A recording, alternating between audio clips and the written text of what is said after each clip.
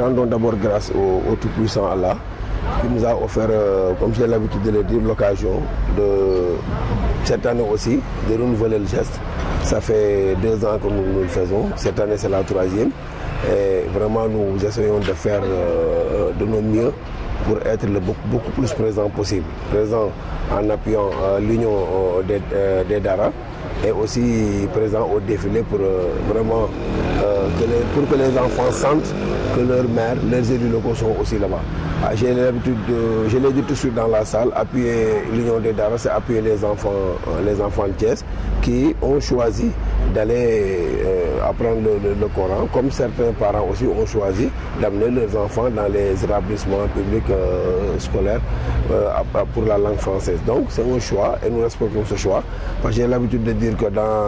au niveau de l'électorat, quand nous briguons le suffrage des Thiessois, on ne peut pas faire la différence entre le père de celui qui a choisi d'aller à l'école coranique ou celui qui est dans les écoles françaises.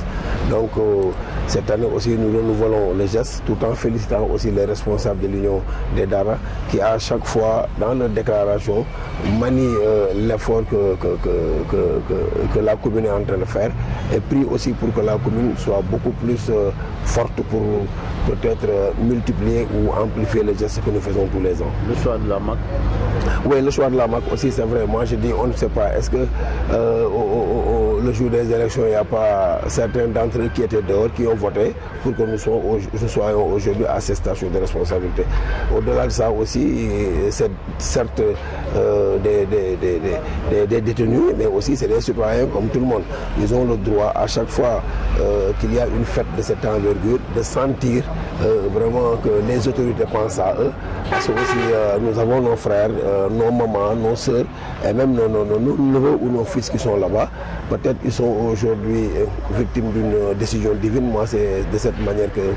je le vois. Mais demain, ils reviendront parmi nous pour une réintégration sociale. Et d'abord, préparons-nous à les recevoir. Aussi, ce geste va à cet endroit-là.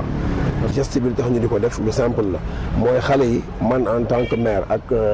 les adjoints yi nekk ci bureau municipal bi ak le conseil municipal président de commission yëpp nekk fii tey ak les présidents de commission ñun gisuñu différence entre xale bi nekk ci école française bi ak xale bi nekk ci daara bi ñun li ñu gis mooy doom yëpp ay doom lañ xale yëpp suñu ay xale lañu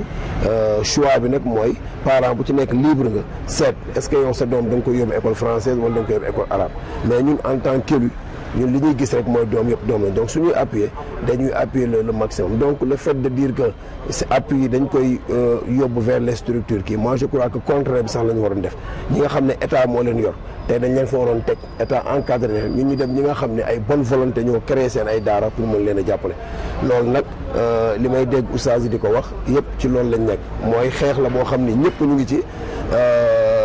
pareeguñ ci ba ñu dem ba reconnaissance totale bi am ba suñ jee jël décision au niveau de l'Assemblée nationale dootuñu xool daara wala école dañ naan rek xale réew mi incha allah ñu yóbbu ci li ñu war a dem li jëm ci mat bi man damay sant yàlla bu baax a wax damay wax ni ña fa nekk damay wax ni même ñun ñi ñu fal tey mënuñu waat ni amul ñenn ñoo xam ne nekkuñu foofu loolu mooy lan mooy tey fi nga toog jàppal ni am na ku sànni woon kartam sax tey xëy na yàlla dogal borom subhanahu wa taala yóbbu na ko fële mu nekk nañ jàpp ni dogal moo leen fa yóbbu du tayeef parce que kenn ñaanul yàlla tey ñu privé la sa liberté ku xam liberté prix bi mu am tey fee nga nekk ne du la gënal mais nag li fa nekk dañoo war ñoom sentir ne tey fête bu mën a am rek muy tabaski muy korité muy tamxarit muy lu mu mën a doon rek ñu gis geste boo xam ne dinañ ne ah ñun kat ñi ñu nekkal ci biti wala ñu yor suñu structure ci biti ñoom seen xelan ki ñun loolu suñ ko amee rek day am benn apaisement je sais pas moral laa ko mën tudde boo xam ne ci seen xel dinañ xam ne nit ñi fàttewuñ leen mais buñ fa nekkee tey fête bu am kenn xamul ne seen mbokk rek leen yóbbul lekk bu yàggee dina am leneen luy nekk ñoom loo xam ne kii man damay wax keroog benn waaye ngeen baal ma ne ko prison bi dafa am ko wax naan dañ koy déplacer ma ne ko def nga erreur prison bi ci centre ville la war a nekk buñ fa nekkee ñoom di dégg oto yi daw di dégg musique bi tëgg ci biti di dégg alxuraan bi jol ak leneen ak leneen ñu xam ne tam ñoom ñu ngi ci nit ñi mais amuñu benn raison pour jël prison di ko tabax ci ay àll parce que ay bàyyi ma nekkuñu fa ay doomu aadama ñoo fa nekk yu dogal dal ci seen kaw man perception boobu laa ci am te alhamdulilah bi nga xamee ne conseil municipal bi ñi fi nekk ñëpp commencé ci bureau bi yu mel nii ñoom ñoo ci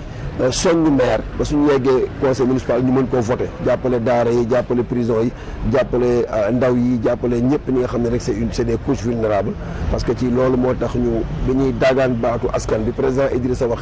nañ ñu falaat pour ñu liggéey loolu dafa bokkoon ci charge yi te loolu incha allah la ñu nekk di ko jéem a respecté di ñaan borom subhanahu wa taala mi dara tawul comme ni ko imaam yi ñaanee ñu am doole yi lii ñuy def nii mu gën a mën a ñu fuul ko ba kenn ku nekk xam ni daal liñ ñu fi tege ñu ngi ciy jéem suñu asaka si yéene